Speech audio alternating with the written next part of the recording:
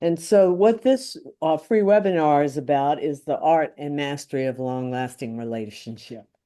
And I think everyone here is looking at how do you do that? And so a long-lasting relationship is, conversation, of course, speech acts, promises and accountability. All of these things come into conversation, and communication is what we're working with this first step. Yep.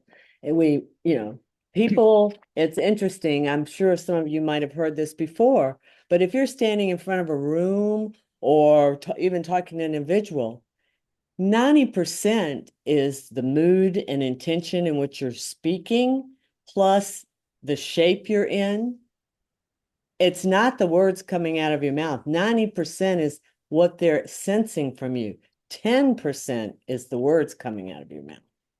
And so living in your body is vitally important here. So, I mean, a part of what's so important around the communication aspect is communication is always universal breakdown. When we're talking to people, they don't understand, or the mood and intention in which they're listening may be off, all of that. And so we want to be able to be grounded and centered in our own selves to be able to communicate well. And whether, like I said, that's with a partner, a friend, family member, or work professionals, you want to be there. Your And team or your peers. yes, and it helps to resolve issues.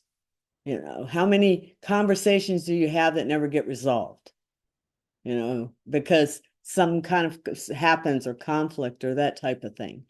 And so that's another aspect of it. It also reduces stress.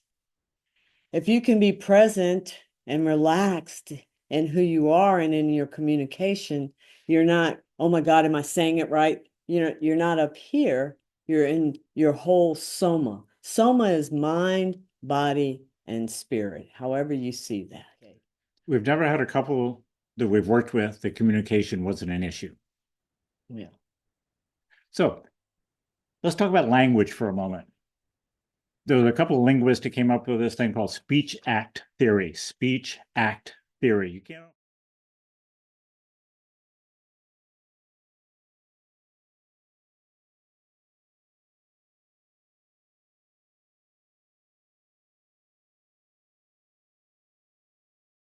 Part of what we can see about ourselves as human beings is there's two major aspects of ourselves. One way to look at ourselves. There's the beer and there's the doer. Now, in this case, we're talking mostly about inside the relationship. So speech acts very quickly. We're not going to spend a lot of time on this. I'm mentioning it because it's part of how we organize around generative conversations, which is going to be the practice. So speech acts include declarations. We declare things. I'm going to run for Congress. That's different than I'm going to the grocery store. That's just an announcement. We have assessments and assertions, which is a big part of what happens in relationships.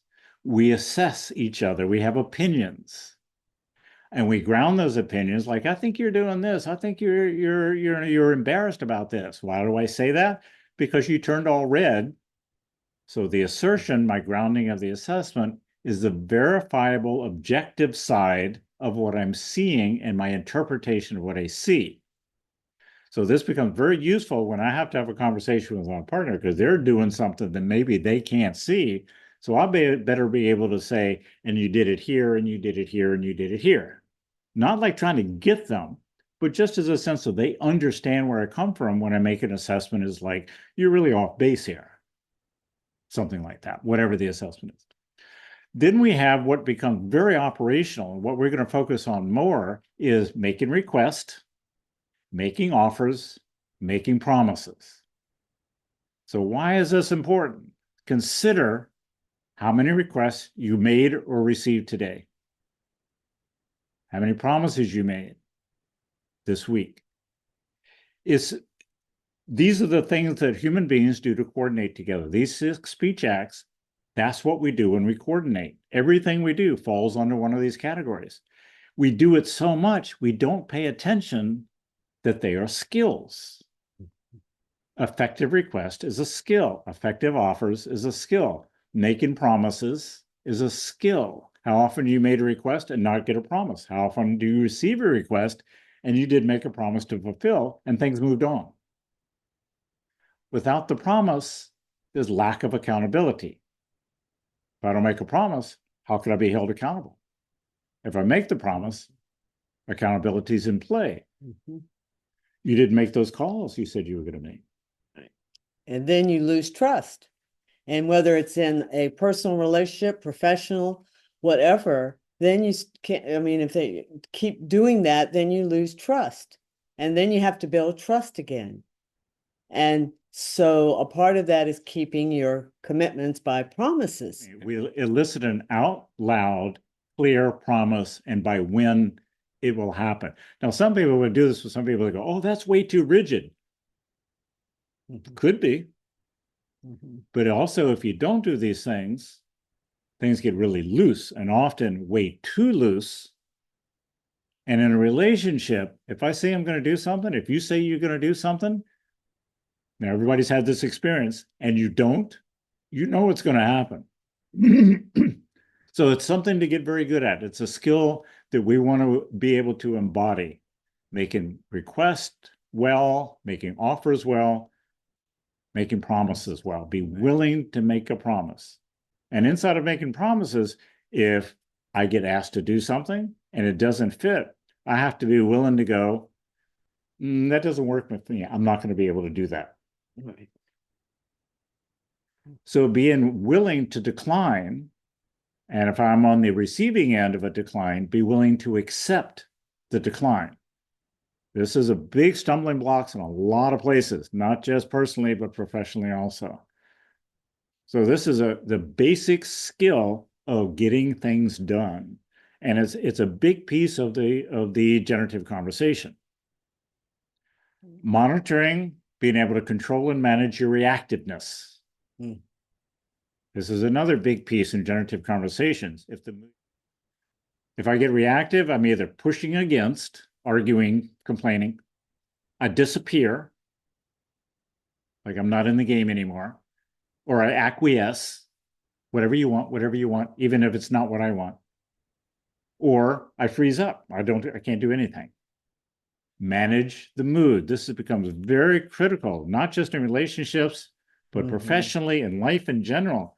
If I can monitor and respond to, in a good way, turn my reactiveness into a response, appropriate response, I'm living a more generative life. Where it gets hard is like, we need to talk about that breakdown that happened yesterday. Then the conversation gets much more important. And so this, what we're talking about in generative conversations, is more about the conversations that are more difficult, that they're harder, that it may take some time to move through. But the point is, always moves to resolution. How do we do that? How do we have good conversations together? One of the definers here is defining. What are we talking about? Part 2 on that is stay on track in the conversation. Notice if it starts to go off on a right angle, it may be, let's agree to shift the conversation in that direction, or let's hold that for another time. Let's come back to this. And then the next thing is managing mood. And so that's a huge part of the somatic aspect of this work, is noticing what's happening sensation-wise in your body as you're continuing this conversation.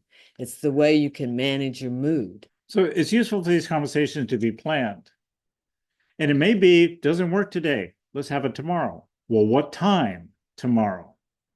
Now, part of what this does, where you have a little space and you know you want a conversation, allows you to go, what am I bringing to the conversation? What's my point? What's the end game I'm looking for? Doesn't mean you're going to get it, but what's the outcome I'm looking for? So know that, and know what are the points I want to bring up. Relationship, after 46 years, we know is an ongoing set of compromises. Yeah. Nobody gets what they want all the time. If it does, things are way out of balance in the power conversation, right? And the compromise is not tit for tat, but it should balance out. Okay, the next part is make some agreements. When you want to begin to have difficult conversations, hard conversations, important conversations, it becomes useful with your partner to make some agreements. This has to do with professional as well as personal, is like, how are we going to have conversations together?